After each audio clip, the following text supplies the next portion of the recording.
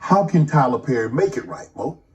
Give you a job, give you a sitcom. Say, Mo, okay, you know what, Mo?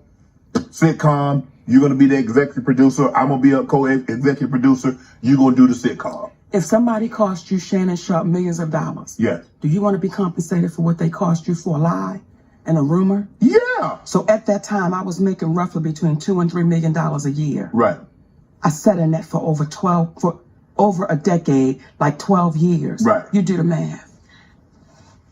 Over a lie that he admitted that he told. Not something I'm making up. Mm-hmm. You admitted that, brother. How do you make that right?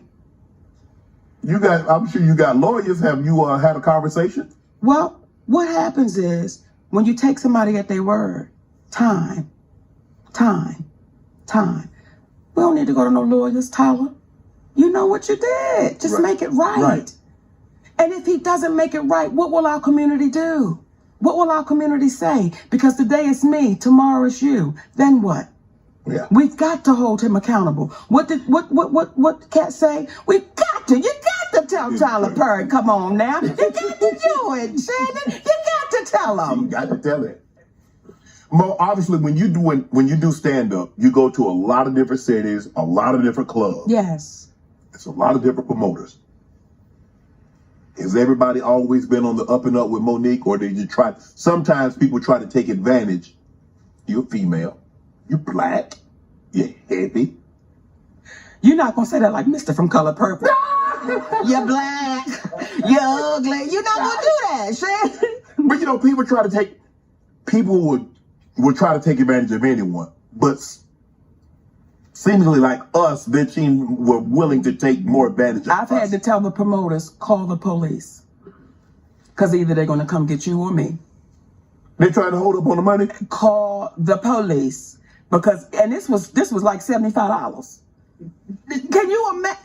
$75, like, you know where we come from. Yeah. If somebody gets you for $25, that's a problem. Yeah, for sure. Imagine $25 million. Yeah. We've seen people lose their life for $25. For sure. Imagine somebody getting you for millions. How you supposed to feel? Would you let it go? Nah, hell no. Right. So when people say, Mo, just let it go.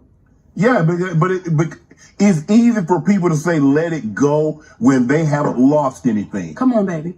It's easy to say. Come on. But when you've lost, how do you? It's kind of like you know, hey, someone should just get over it. You can't tell somebody how to grieve, how long to grieve, because you're not the one that's hurting. They didn't do it to you. They didn't do it to you. It was done. And I will say this right now on your show. I still love y'all. We still love y'all. You love Mo, they make it right. My husband, okay, say that again because you love y'all Mo, y'all make it right. Yes, indeed. Okay, I'll fix him a pound cake.